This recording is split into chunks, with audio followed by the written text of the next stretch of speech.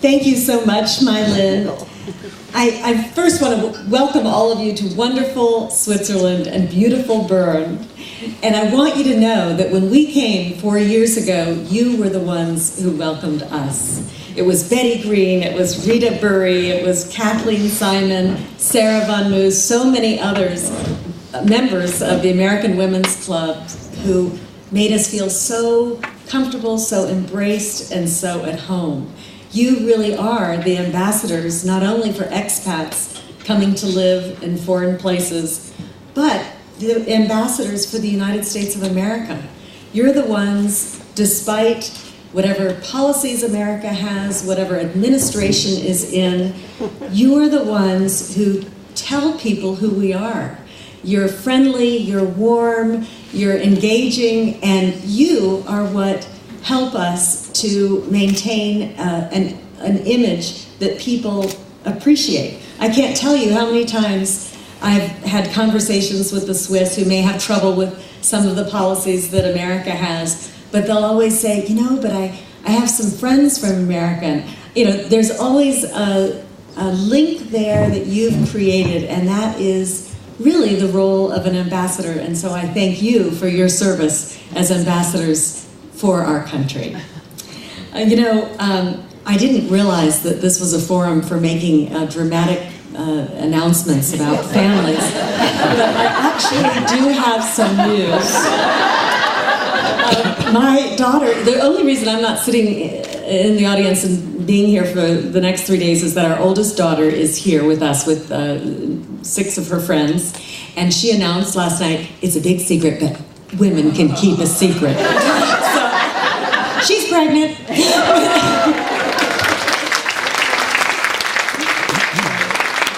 Tonight at the cocktail party, please don't say anything. And I'm thrilled to know, we are leaving in June. We preemptively told the president that we have to leave in June because my other daughter is graduating from college, or from high school, and will be going to college in August, and we have to get her license over the summer. So we leave June 1st, and I'm thrilled to know there's Fauza. I did not know that there was Fauza.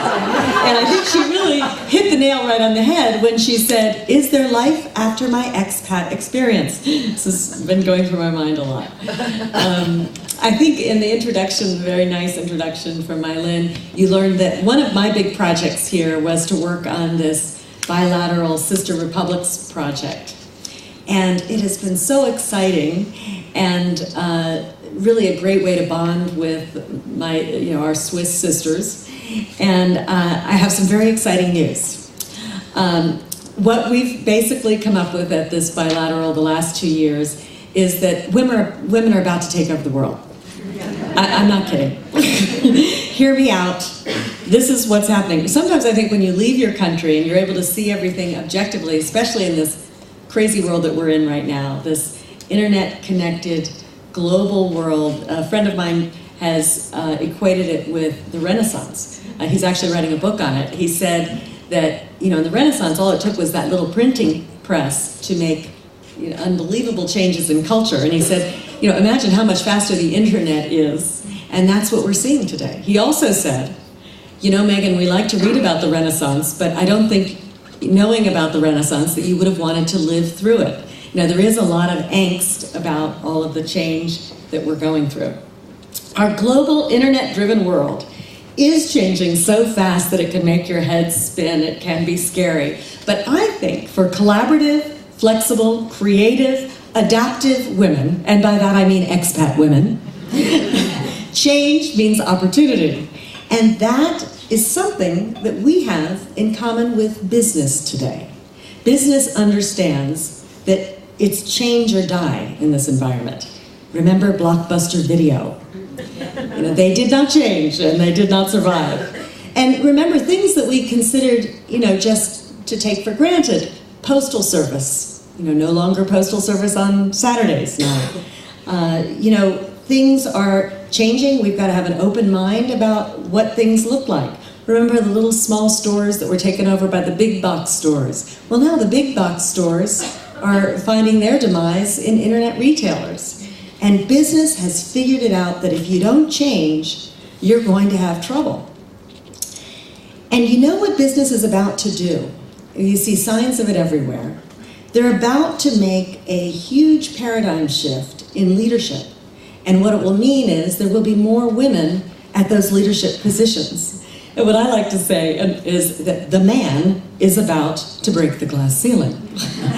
It's all those men on top have realized we have an inadequate leadership if we don't have some women making these decisions with us.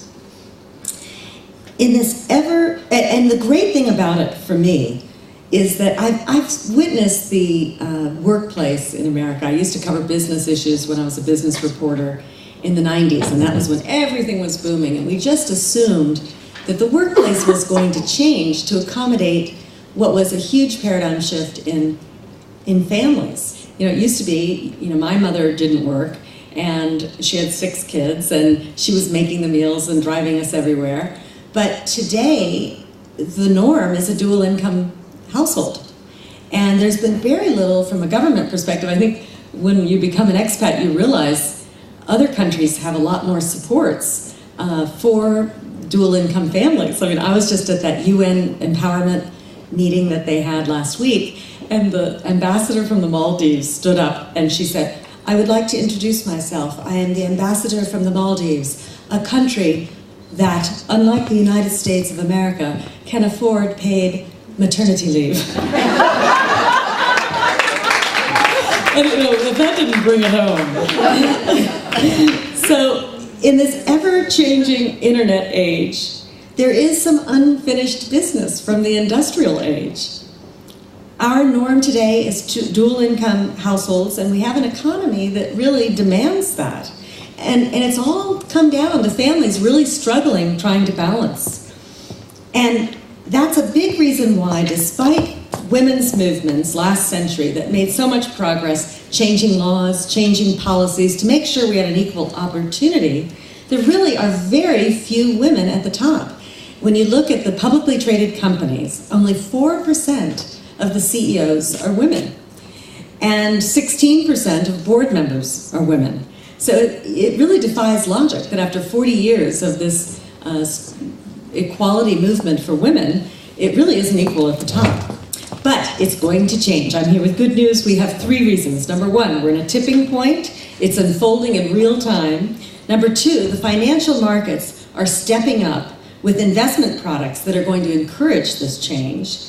And 3, there's a new tool created right here in Switzerland that has emerged to, I think, really manage this change well. Because that's what the Swiss do. They're very good at engineering everything. That's why all those trains are on time.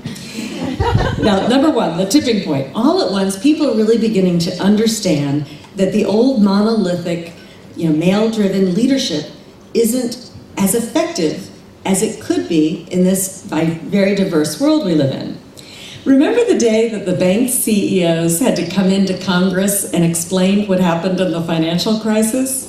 And they all lined up, and it was all men of a certain age, the same gender, pretty much the same resume, the same, it was a lot of the same guys, and they really didn't have very good explanations for what had happened and devastated so many families and our economy. And I think that went a long way to making people wonder, maybe they needed a little more diversity in their decision making. People get that we're in a game of catch-up when it comes to responding to this new leadership need. All over the world now, you see countries trying to go for the quick fix. I don't know if it came to your attention, but a couple months ago, the United Arab Emirates said we will have at least 1 woman on every board of every country here. And that was sort of their instantaneous quota. But they're also looking at a quota very much like the one in Norway, 40%.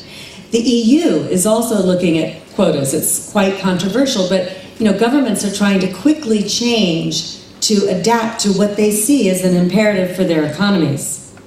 But more than by regulation, and in part in response to the prospect to these quotas, changes are coming from the private sector in the name of productivity, job creation, economic recovery. One sign of a tipping point is that you see support from really unexpected places. You know, the Wall Street Journal, which I have never perceived as a feminist organization, for the last 3 years has done this great conference in America once a year where they bring in all these business leaders and they are just really grappling with how are we going to get more women at the top.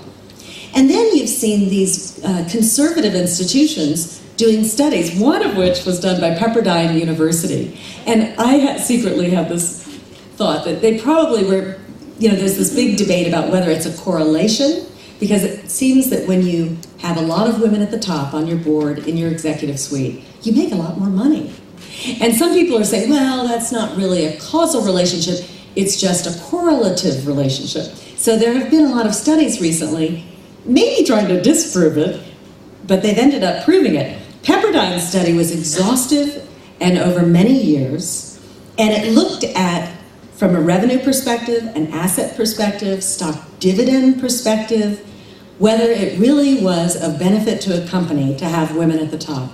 And the answer was yes. But then they said, well, if it's really the women making this difference, then it would follow that if you had more women, you would make more profit. So let's go back to the numbers and check them out. And guess what? If you had more women at the top, you actually did make more money. Credit Suisse in the financial sector, which is one of the most difficult sectors for women to rise to the top, they did a study they released in August of 2,400 companies, and it again confirmed this correlation between women at the top of companies and profits. And qualitatively too, there was a study last March published by the Harvard Business Review by leadership consultants Jack Zanger and Joseph Folkman. It was not a gender study, it was a leadership study. They were looking at these 16 defined criteria for leadership, but they looked at actual individual leaders. And what they found was among the 7,280 leaders, when they broke it down into gender, the women had done significantly better in 12 of the 16 criteria. CEOs are now absorbing this, and they understand it. They are trying to show that they get it. I recently talked with Paul Bulke, who's the CEO of Nestle. He speaks eloquently on creating sustainable workplaces for women. And he's proud of his company's flexible work programs and other approaches that he's taking to make sure that he's going to reap a harvest of women leaders in the future. He's added important women to his board. Not only is he passionate about opening the company's pipeline for women to ascend to leadership, he wants all the other CEOs to know that he gets it, he's making the changes, and he's going to be on the forefront of this trend. In the UK, the British are balking at EU proposals to impose gender quotas, but you know what they've done? A member of the House of Lords, Baroness Mary Goody, has gotten together with the head of the largest investment fund in the UK, which she happens to be a woman, and CEOs are now falling all over themselves in the UK to sign on to the 30% club, which is essentially a voluntary benchmark or quota. So you see, it's driven by market competition now.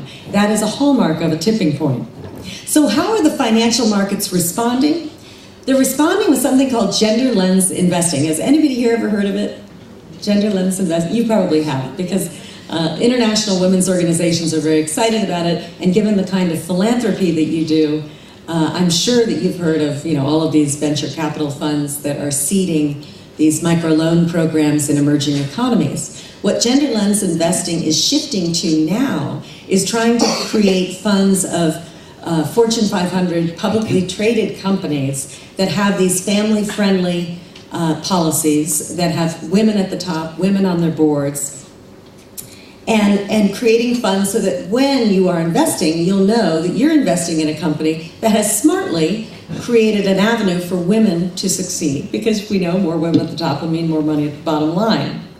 It's a trend in investing that's just booming. The socially screened portfolios climbed over $3 trillion at the start of 2010. That's a 34% increase since 2005. So we see it gaining strength.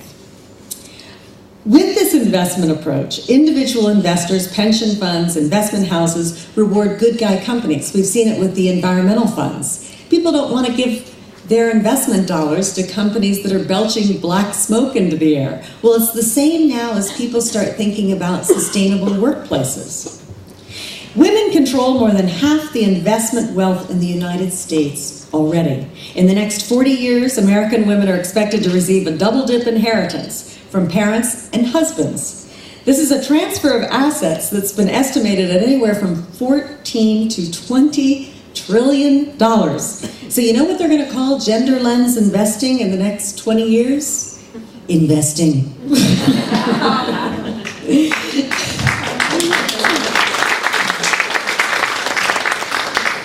And then finally, this gender certification idea. Has anybody heard of that? Gender certification? I had not heard. You had heard of it. Well, when we first convened our bilateral conference, and we all heard that Switzerland requires that the companies, you know, they didn't get the right to vote in Switzerland until 1972. So the American women came in rather smug. You know, we had the right to vote since, you know, early in the century. And actually, there was one canton here that didn't give women the right to vote until 1991. And it had to go, it was shot down 4 times before it passed. And people still wonder, it was a public vote where it was you know, they counted hands in a public square. And people still wonder whether it really did pass in 1991. The prevailing argument was, who would make dinner that night? So of course the American women were a little smug, thinking, well, you know, we're really ahead of this. But not true. There is paid maternity leave, first of all, in Switzerland. And secondly,